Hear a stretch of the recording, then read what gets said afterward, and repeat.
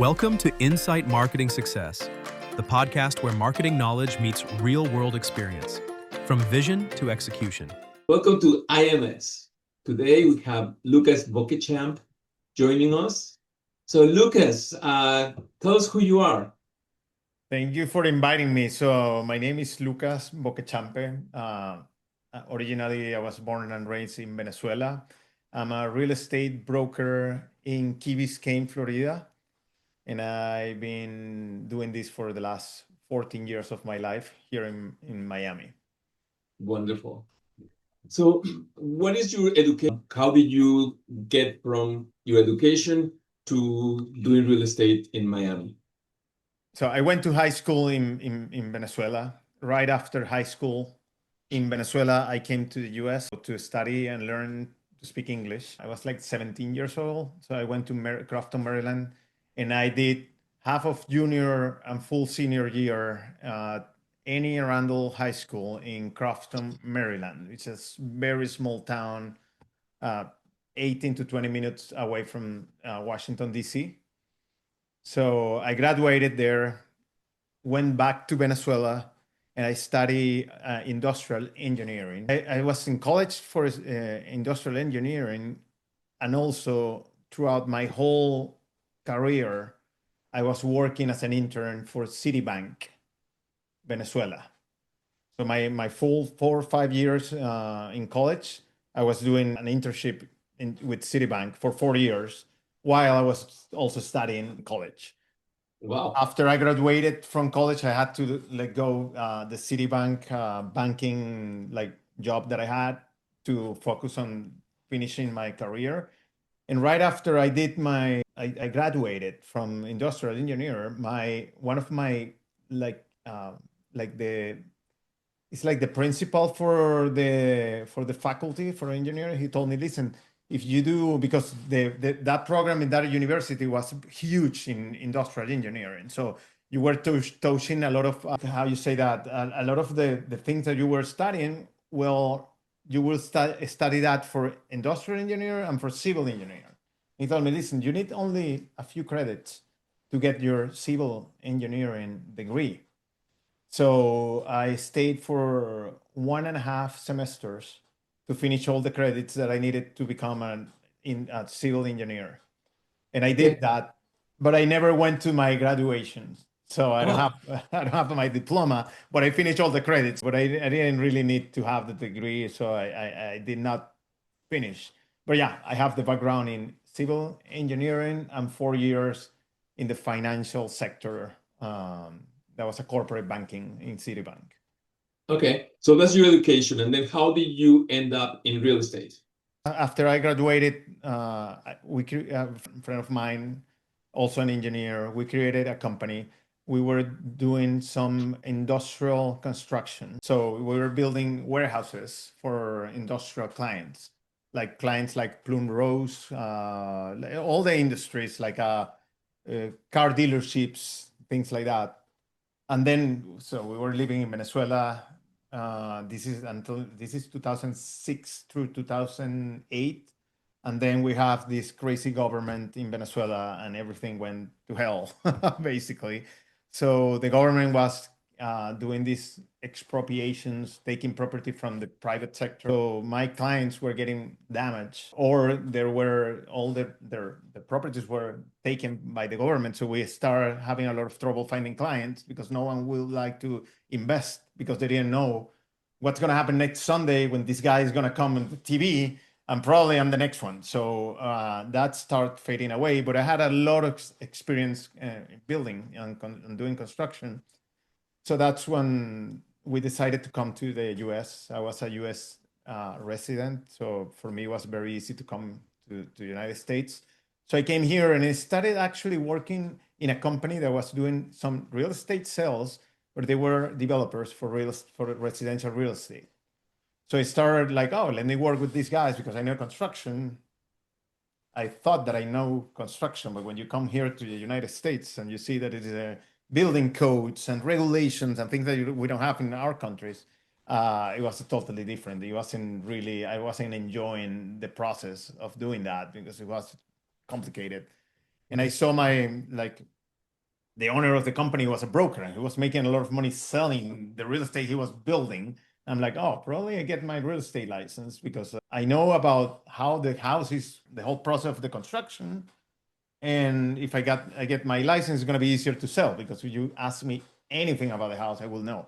So that's how I ended up getting my real estate license. And, 14 years after, I got my own company, and I'm the broker and owner of Vantage Luxury Real Estate, which is a boutique brokerage here in Key Biscayne. Okay. So obviously, when you started your own company and doing that, you had a big marketing challenge of branding yourself, right? Yeah. So how did you go about it? So my marketing is being very I've been in the last 10 years, I've been testing everything. Now with the social media, when we started, there was no I remember Instagram was something new. It wasn't even something big. So we did what everyone was doing, email marketing. Those emails where you have to really write the emails, not like now that everything is already pre-done. And I was getting a lot of traction with my emails. I have a huge database. My market was Venezuela still at the moment. So with everything deteriorating so fast in Venezuela, people from Venezuela was trying to move anywhere. And Miami was the closest. And for investors, not for people wanting to live here, it was very easy to bring money to the United States. It has always been very easy. So all these people with money in Venezuela was trying to put the money away, and the best way was buying a condo in Miami. So I started marketing myself down there in Venezuela and bringing clients, and I sold a lot of pre-construction during 2014, 15, and 16. I remember only a one building in Coconut Grove, I sold 14 units. Wow. All Venezuelan clients. That was very, very good.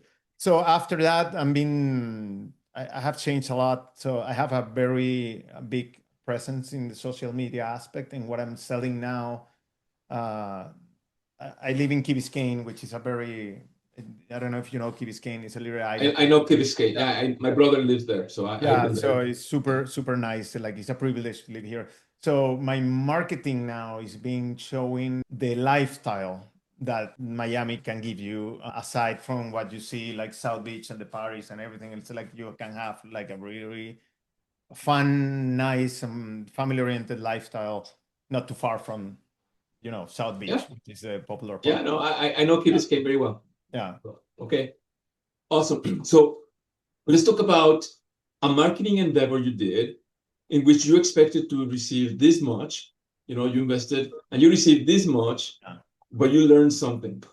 Yeah. So I learned that you need to be involved in everything in marketing yourself. If it's your brand, it's your personal brand, it's you. So one of the things that it hurts me a lot, I started looking at I need to go to the media, to the outlets. So I hired a company that was doing they sold me we're a PR company. We will put you here and there. And, everything seems super amazing. And they gave me a business plan. We were doing this. We're going to put you there. And I'm I was sold on it. It was really, really expensive. I'm okay, if this works as they say it's going to work, this is going to be great. It was all the contrary. I was spending a lot of money. I didn't got to what I wanted to be. I was getting into articles that were nothing to do with my business or nothing to do with the interest of the people that I wanted to attract. I didn't get anything out of the amount of time and money that I put into that. So I decided to do it myself. And, I've been doing it by myself and getting a lot of better results. Awesome. Very good. Okay. How do you implement storytelling into your branding? Okay. Everything that I do, I don't do it for branding or for since I was young, I like to drive things, cars, airplanes, you name it. So I know that thing that people say, no, fake it until you make it. And then you start doing things I don't play tennis. So I don't want to go, I'm not going to the tennis court to try to do something to impress something that I don't do. Right. Everything is very easy for me because the things that I do, the things that I put out there are the things that I really passionate about, the things that I really do myself, that I really enjoy. For example, when at the beginning of my career, I was doing, I'm a big kite surfer. I love kite surfing. I've been doing it for 20 years. I'm not great at it, but I can be above average, which is what I aim to. I don't want to be a professional. I don't want to be like a beginner. I know exactly what I'm doing, and I'm above average in that aspect. And since I'm so passionate about it, I can create content and I can be very truthful to the people that I see in me, because I'm not trying to impress you with something that I'm not me. You're trying to be authentic. It's authenticity, basically. Yes. I'm not trying to impress you by doing something that I'm like. Big example: I wear a watch. Okay, this is my tool. This is what I do. This is what tracks my life, everything that I do. I'm not buying a Rolex to impress someone to attract to me, where that's not me. That's something that is not authentic. I don't own a Rolex, for example. I have a Garmin, if you like it or not. This is better for me, opens more conversations than any Rolex that I'm trying to throw to somebody. So that part of the storytelling, I feel that many people is trying to push it, and and doing it not in an authentic way. For me, what I do and what you see is what I really do, even if it's on the camera or out of the camera. That's how I approach my storytelling and lifestyle to my business. Awesome. Yeah. Okay, wonderful. So let's talk about who will benefit the most out of your services. I think that I really understand lifestyle. So when a client comes to me, I ask questions. I like to talk. I like to ask. I like to know. I like to feel the people, and I know exactly how to get you to the place even though you probably don't know. I will guide you to where you need to be, where you need to lead. All right, let's move on to the character, who Lucas is. Okay, so let's assume that you go into a restaurant and you're in one of those booths where you cannot see in front and you cannot see behind, but you hear familiar voices and you hear three of your best friends talking about you. And what do you hope they say about you? That I'm very personable. I like people to think, and people like that's what I hear when people look at super nice to people. I'm very open and nice to people, even though I don't know them. I have two daughters, and I'm so proud when the elevator opens and the cleaning lady comes out and they say good morning or good afternoon, or they help them to hold the door. That's me, right? And since they see me doing those things, I'm not telling them what to do, but they do it because they had seen it all my life. So I think, yeah, that I don't know. I'm just a nice human. Okay, so personable, good father, Yeah. and kind. Yeah. Okay, very good. So you and I, are getting older, and you have some years under your belt. And you know that sometimes personal life could be a problem, or even professional life could be a problem, or a combination of them. So how do you stay grounded? What keeps you grounded, and gets you out of anxiety and gets you out of your mind going crazy? Oh, it's complicated, man. I'm anxious, and I think I have a lot of sports that let me just really disconnect. My personal life is I have two teenage daughters. I have a girlfriend. And then I have a business that is not always, on the high. We are in real estate sales. It's cyclical, and they're very pronounced cycles. Sometimes you are really, really high, and then the lows are very, very, very low. So keeping yourself sane is something that is really challenging sometimes. Sometimes you have a lot of things going on. And I think that one of the drivers of myself, like going like a little bit more, not to the getting out of the craziness, is focusing on myself and my sports. I think that's something that I have. My mind is crazy. Let me go me take my mountain bike. I'm going out. I have a lot of good like hobbies that I do, and that's something that keeps me, a little bit more calm in a sense. Okay. I will recommend you practice meditation. I will teach you meditation. Everywhere. Yeah. Go back in time when you graduated from college. That's better. And you could go and whisper on yourself right now and say, Lucas, be aware of this, or give yourself some advice. What advice would you give yourself when you just graduated from college? What advice would I have? I probably work harder. I'm a hard worker, but sometimes I see myself like back then, and I was prioritizing so many things. Like probably, I mean, I cannot say that, you graduate from college, you're like 24 years old, and there are things that you need to do. I mean, I look back and if I would have done that, then I would have saved this much and I would have put this in whatever. So, 2 years in Argentina, then you went to Brazil. Right? Sometimes I look back and I say things and then I think a little bit like deeper and I'm like, you know what? Everything that happened for a reason. I'm here because of that. So, I believe in destiny. It was meant for wherever you are meant to be there. It's just a matter of embrace where you are. Yeah. And I'm very happy where I am. Yeah. Good. All right. Tell me 3 things that are still in your bucket list. Okay. 3 things that are in my bucket list. That's complicated. I didn't have that one.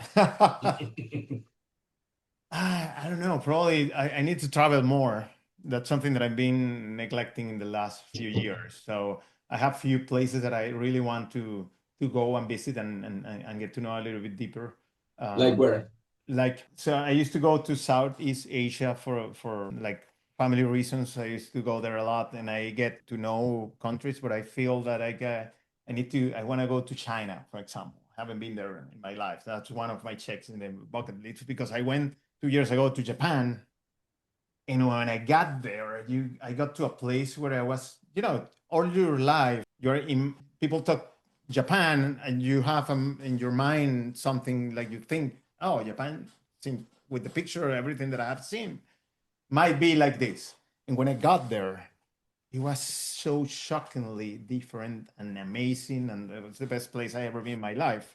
I'm like, oh, wow, you know what? I need to go to more places because I don't know. I imagine how China can be, but I know I'm going to get there. I'm going to be like, my mind will blow up. Like I'm going to be like, I don't know what else, but that's definitely one of the big ones. Being able to know and travel more, get more to know more people. Yeah. All right. Well, Lucas, thank you very much for being part of IMS today. Look forward to getting to know you better and connecting with you. Yeah, thank you. It's been great. All right. Thanks for listening to Insight Marketing Success, where marketing knowledge meets real-world experience from vision to execution.